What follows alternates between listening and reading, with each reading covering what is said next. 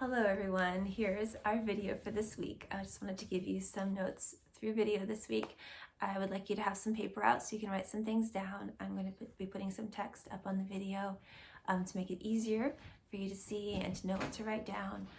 And you might want to pause it at times to get these things down.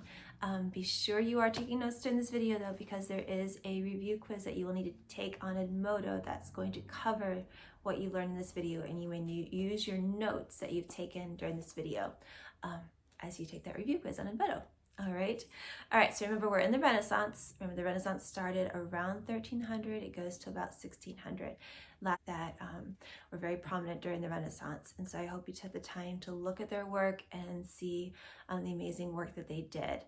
Okay, we're going to look at some differences between medieval art and Renaissance art because there are some major differences. All right, medieval art, of course, was sacred. It focused on the church. It was done for the church. All right, so it's considered sacred. Renaissance art is going to be more secular, particularly in the Italian Renaissance. It's going to be mostly secular art produced for someone other than the church. Okay, now the Northern Renaissance up in Northern Europe is going to have a little bit of both, secular and sacred. But the big difference here is that you're going to have some more secular subjects. You're going to have landscapes. You're going to have pictures of things other than scenes from the Bible, or pictures or paintings or sculptures of people from the Bible. All right. Another difference, second difference, is that medieval art was very flat, very two-dimensional. All right. So when you looked at it, you couldn't see any roundedness or depth to it. Renaissance art is going to start having depth. It's going to have 3 dimensions. It's going to be more realistic. All right, so that's a big difference between medieval art and Renaissance art. Medieval art is 2-dimensional and flat. Renaissance art is more realistic and 3-dimensional. We mentioned this last week, but medieval artists did not sign their names to their work. All right, work was produced for the church. It was supposed to glorify God, and it was for the church, so they did not want to draw attention to themselves. Renaissance, during this time, men were more interested in their own achievements and glorifying themselves and bringing themselves, making themselves have a name for themselves. And so they started signing their names to their work so people would know who did this amazing work. So that's a big difference. A fourth difference, again, we kind of talked about this, but medieval art is going to emphasize the spiritual world and the life to come. Renaissance art is going to have an emphasis on the physical world, on the here and now, what's going on right now. All right, so those are some main differences between medieval art and Renaissance art. Next, we're going to start looking at music. All right, so again, we're going to start with what music was like in the medieval Middle Ages, during the medieval time period. In the medieval time period, most music was something called plain song or Gregorian chant. It was single line melody. There was no harmony or any other parts supporting the melody line. Most of it was a cappella, okay, and it was produced for the church. All right, almost all the music was produced for the church, and it was sung in Latin. All right, so here's an example of some Gregorian chant that would have been sung during the Middle Ages. This is the Gradual Viderunt Omnes. Again, it's in Latin, but listen for the single melody line.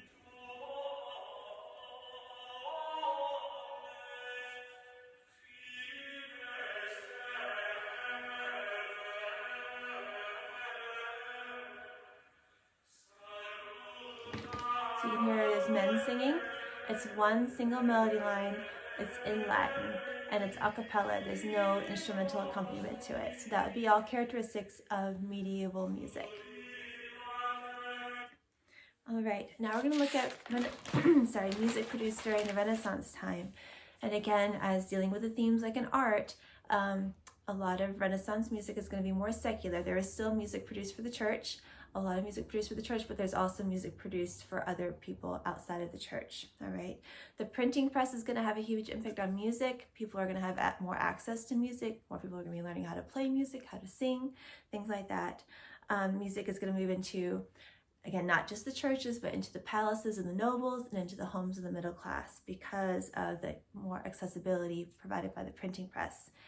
And then we also going to have a musical instrument that's going to become pretty popular, and it's called the lute. Lute is a stringed instrument. It's kind of like a guitar, kind of pear-shaped, and it's going to accompany vocalists as they sing.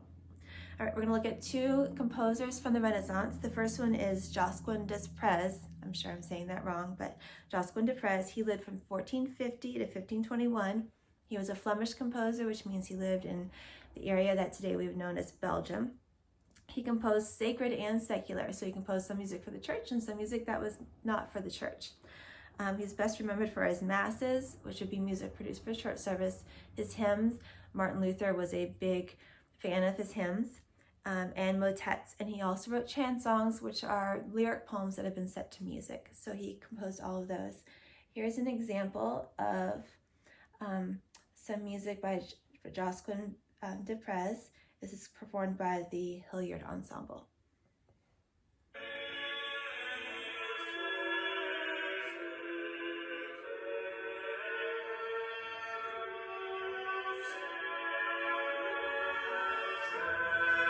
So notice this one is still a cappella, but you've got two different melody lines singing at the same time. So it's very different from medieval music, which only had one melody line singing at one time. Now you've got multiple parts going on, and that's called polyphony. And you've got many lines of music being sung at the same time or played at the same time.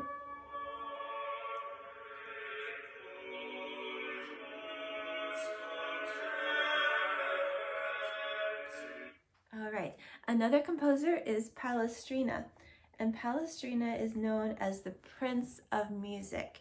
He was probably one of the most famous church composers during the Renaissance, and he is known as the master of polyphony. So again, there's multiple melody lines going on at the same time.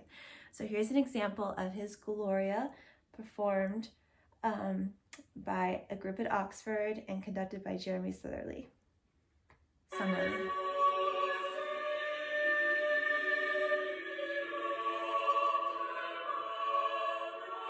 This is called Gloria.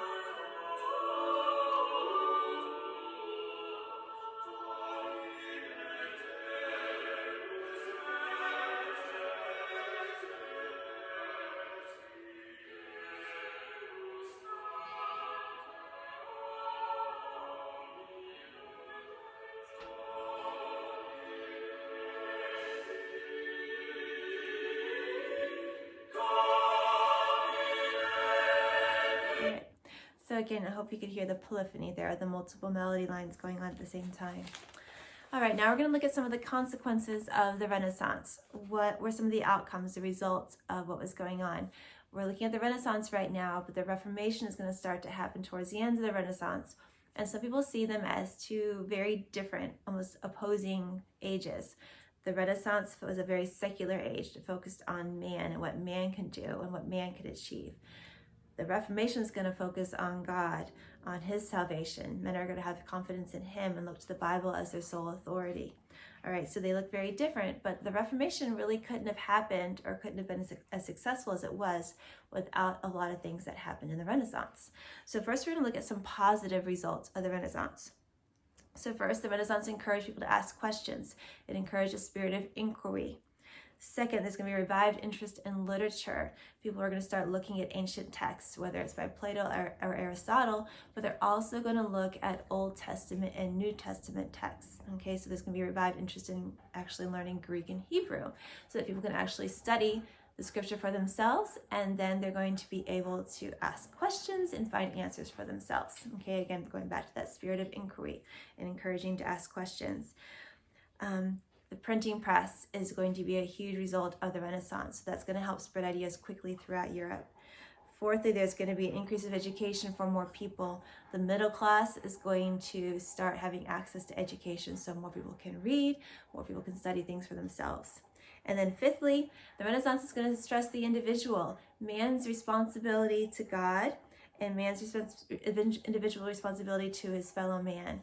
So those are all positive results of the Renaissance. Now, there are also some negative things that happened during the Renaissance, some negative consequences or results of the Renaissance. One is that the need for reform became more apparent as people had fewer moral restraints and started living more and more immoral lives, and we're going to see that also within the Roman Catholic Church, okay, as a lot of even the clergymen within the Roman Catholic Church are going to live very worldly and immoral lives. So the need for reform is going to be very apparent. Humanism, which is a big part of the Renaissance movement, is going to not only embrace the good things of the classical age, but also the bad things of the classical age as far as heathenism and, again, immorality. Humanists are also going to look at the ancient world and adopt their gods and start worshiping the gods of the ancient Greeks and the ancient Romans. At this point, too, the fourth thing is that man is going to start seeing ignorance as a source of evil, and they're going to put a lot of trust and hope in education as the solution or salvation to all of man's problems, right? Instead of focusing on going to God for the solution for your problems, that people are going to start looking at education for the solution for their problems. And then finally, again, going along with the humanistic ideas that were very prevalent at this time, people are going to view man as good, basically good, and capable of achievement apart from God. Whereas we know as Christians that we are not good. We are born with a sinful nature, and that we can only achieve things based on what God has given us and the abilities that He's given us. All right, so those are some of your main outcomes and results of the Renaissance, and I hope you're able to get some of those down as I put them up on the video screen. Have your notes ready, and go to Edmodo and take your review quiz, and again, you can use the notes that you took during this video to take that review quiz. All right, have a good week, guys.